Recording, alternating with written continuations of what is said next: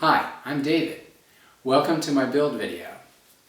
I've been building this 1985 Mazda RX-7 here for about 2 years now. It's in its final stages of completion, and the last part is installing a custom dash. At this point, most of it's done. The last bit I need to do is install the battery cutoff switch and wire it to the ignition. I'm also going to be doing a battery relocation in this car. So without any further ado, I'm going to show you the switch we're going to install, and we'll get to it. So this is the custom dash that I've been working on. All of the gauges have been installed. I've got power going to them and lighting going to them. Sensor wires for most of them are hooked up. And I've also installed a switch panel down here, which I'll be wiring up to certain things. I haven't quite figured out exactly what I'm going to do with some of those, but like the hatch release, the gas release are going to be push button releases, and I'll probably be using the toggle switches for a few other things. The ignition switch right here. Standard toggle switch here to get the ignition started, and then the push button start right here. And then finally right here, the thing we're going to work on today is the battery cutoff. And what I've chosen is a battery cutoff switch from Joe's Racing. Now this cutoff switch is really nice. It's got a nice metal switch handle. Of course, just on and off. I don't have this hooked up yet. You can see the dash is just kind of sitting here. It's not installed yet, it's just sitting here because I'm still doing the wiring. So what I'm going to do is wire this thing up, test it out, and then once I feel that everything is working the way I feel it should, I'm going to dress all the wires, get them all tucked away, and then bolt this dash in. So give me a moment, and I'm going to turn this dash around so you can see what's on the back of this switch. Okay, here's the back of the battery cutoff switch. Now you'll notice that there are two sets of large posts here, and these are for the battery cable, and then there are two smaller posts here. This is for the alternator circuit. Now there are two types of these switches. There are types which don't have these two smaller posts, and those are for cars without an alternator, like dedicated track cars or drag strip cars. And then there are these type of switches that actually are designed for cars with alternators. And you want to hook that alternator circuit up in order to protect it whenever you cut off the car. So if you cut off the car with this switch while it's running, with an alternator still working, the alternator will still provide enough power to keep the car running for a little bit, and that's not good for the alternator. You can damage the alternator. And that's why you have this. This ensures that when you cut off the switch, this also cuts the power to the alternator, and then you will protect your alternator. Now these two large posts are for the battery cables. Now the way this works is we've got a large this large battery cable goes to, this one goes directly to the battery positive. So battery positive here, and then on the other side you've got basically the other side of the battery positive goes out through the firewall to the starter. So this is the battery positive coming in to the firewall, and then another cable, this one over here, goes out the firewall to the starter. Additionally, what we're going to need is a small wire, 12 gauge wire, that goes from here back over, or actually from here over to the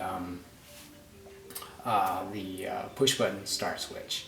That will power that switch. Without it, it's not going to work. So I'm going to go ahead now with the alternator posts. What we're going to do here is we have this wire right here. This one will go from main power to one of the posts, and then I've got the other one that goes back out to the alternator hot post, it goes on the other switch. It doesn't matter which one goes where, they just have to be on separate posts. So I'm going to go ahead and start by hooking up the alternator bits first. So I'm going to start by putting this one right here. Get this little nut and zip it on. Put it on hand tight. Okay. And we'll get the other one and do the same. And this one probably want this to come through. Over here. Alright, there. Put it on the posts and zip it on.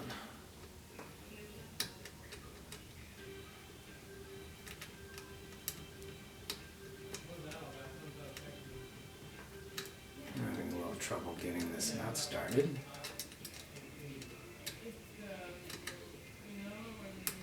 There you go. Put it on hand tight, and then take this and go ahead and tighten it on. Good and tight. Zip that around that direction so it tucks under the dash fairly easily. Okay, now I am going to put this one right here. That is the positive. And here we go. Lock washer. And the nuts. Start that and again get it on hand tight.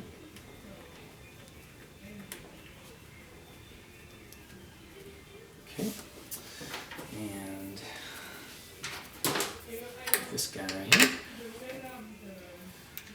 That's the one that goes to the starter itself. Now also there's a actual starter solenoid cable that goes from the push button start. And again, we're going to go put the small cable over to we're going to run the small cable over from here to the push button start. So I've only got that hand tight because I still need to get that other cable made and put on. So I'm going to go ahead and tighten this one on now because I shouldn't need to do any more. This one. A little easier just do it this way.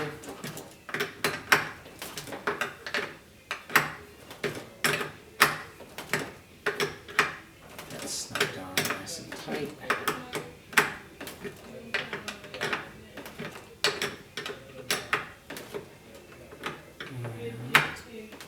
Almost there.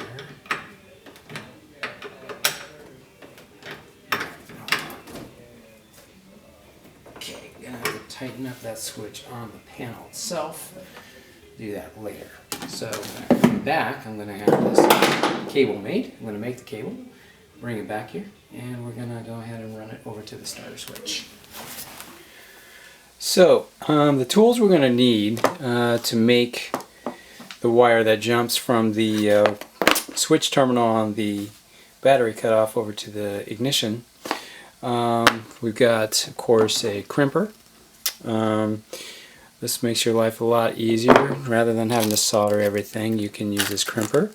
You're going to need these ring terminals. You're going to need two different sizes. This size is designed to fit the large battery post or terminal on the switch, and the other size, which I don't have with me at this moment, is a smaller one that goes on the actual push button start switch.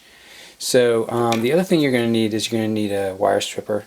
You know, this stuff can be done just using wire cutters and stuff, but I'll be honest with you, having a tool like this, which allows you to select the gauge that you're going to strip, makes your life a whole lot easier. Of course, you're going to need some wire. I'm going to be using 12 gauge wire to go from the cutoff switch over to the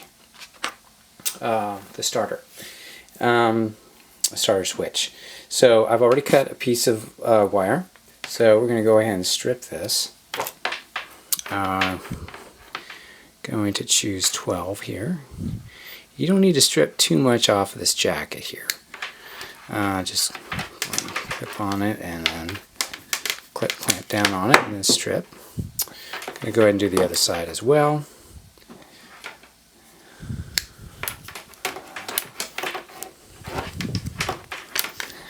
Twist it a little bit until it wants to come right up. There we go. So now we got two ends that are ready to be terminated. So next I will take one of these terminals out, and I'm going to slide it in to this, slide this wire in, and then going to put the battery terminal, or put the terminal here into this crimper, and then give it a good squeeze. And then I'm just going to squeeze just a little bit more on the bottom and check the fit, make sure it doesn't pull out. And that's a nice tight fit. It's not going anywhere. Okay, so I'm going to do it again for the small one, and we'll be back. Okay, now I've got my cable made. Got a large terminal on one end and a small terminal on the other end.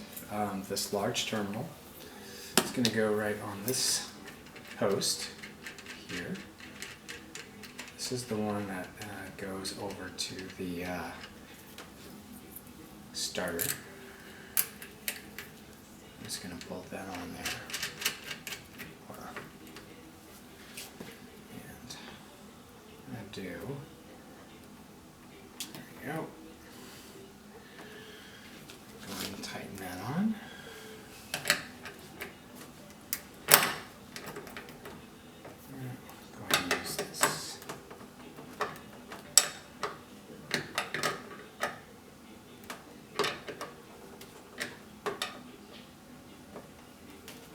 Okay, a little bit more. Try to keep this going that direction toward the push button start switch. Alright, so then the next step is to take this and run it over to the switch terminal on the starter switch. I'll do that next. Okay, here is our push button start and ignition switch. So here's the flip toggle switch here, push button start. And what we need to do is take this yellow cable, which I just wired to the switched post on the battery cutoff, to this terminal right here, which provides power to the ignition and accessories. So I'm just going to have to wire both of these little guys together. Two little ring terminals. It can be a little tricky to get them lined up. Let's see.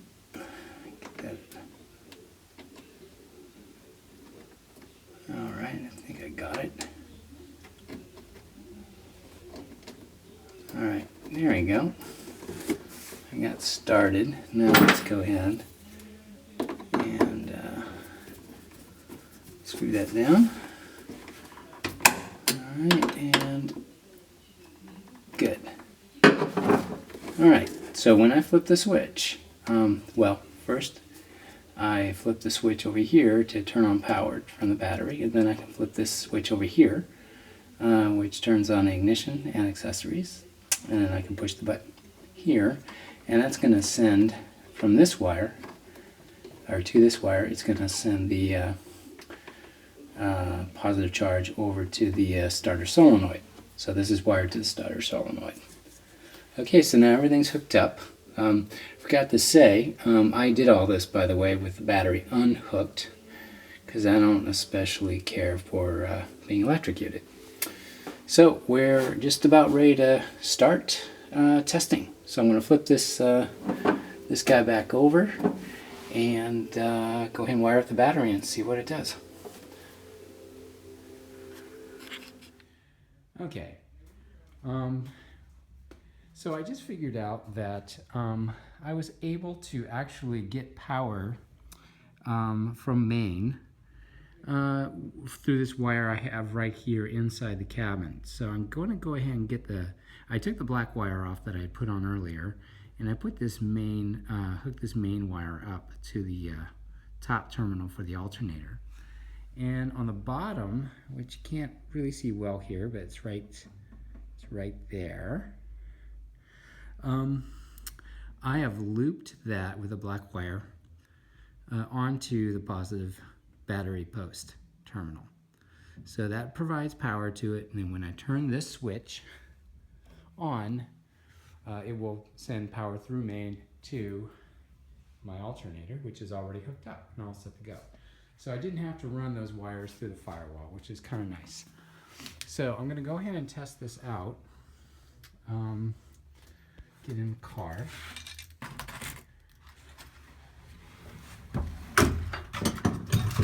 Okay. And go ahead and make sure I'm not in gear. And I'm just gonna test out the switch. Okay, nothing happening there, which is normal. And then start the ignition. There we go, now we got power. And I'm just gonna bump over the starter and make sure I've got power to the starter. Good, perfect. Now I'm not gonna start it completely because I still have some work to do. I gotta hook up the headlights. But for now, I'm in a pretty happy place. My next step will be to hook up the headlights. I'm just gonna run a wire to that and continue on. Okay, so originally the positive battery terminal supplied power to this this post here, and this terminal actually is a fusible link that provides power to the headlights. The idea here is that I could turn on the headlights without the ignition switch being turned on. Now, I don't want that kind of set up in this car. I'm gonna want the headlights to be killed as well whenever I throw the battery kill switch. So instead of using a positive terminal directly from a battery terminal charge here, I am going to take the wire that I ran earlier from the cockpit and wire to my switch. I am going to connect this to it. So I've already disconnected this guy here, and I'm going to go ahead and connect this new one. I'm going to have to probably down this wire a little bit. It's pretty stiff. So I can get it in here. Let's see if I can do that. And see if I can get that started. There we go.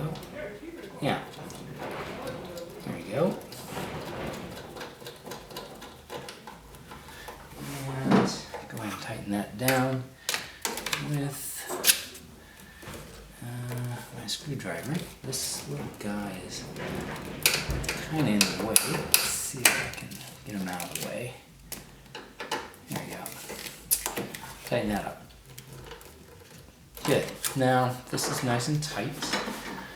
And I don't know if you can see. There we go. This wire is going right into my firewall through this little guy right here. And we will hook it up.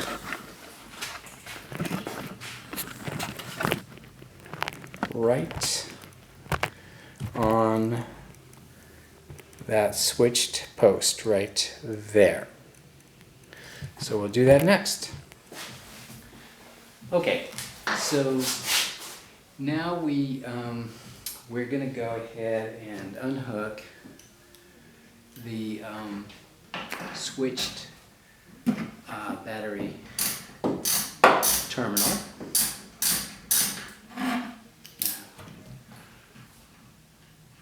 From the switch here, and we're going to add to it this wire I just brought in from the lights, from that fusible link. So I'm going to go ahead and bend that a little bit because it wants to be bent.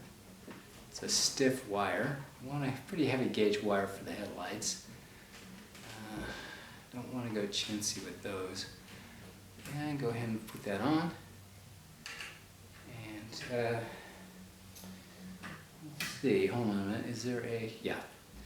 Let's get that lock washer off and put it over the terminal.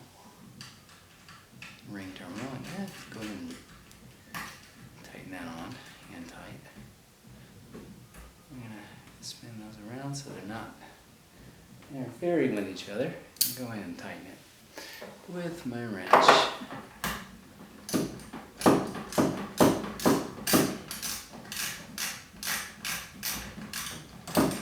Get in there. Make sure it's good and tight. There we go. And that's good. Okay, for test number 2.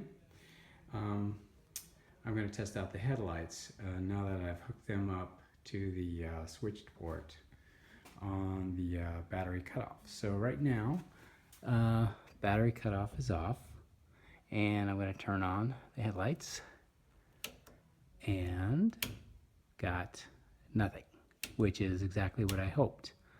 Now we'll go in and flip that switch, and let's try. Yes, now we're getting headlights. All right. Perfect.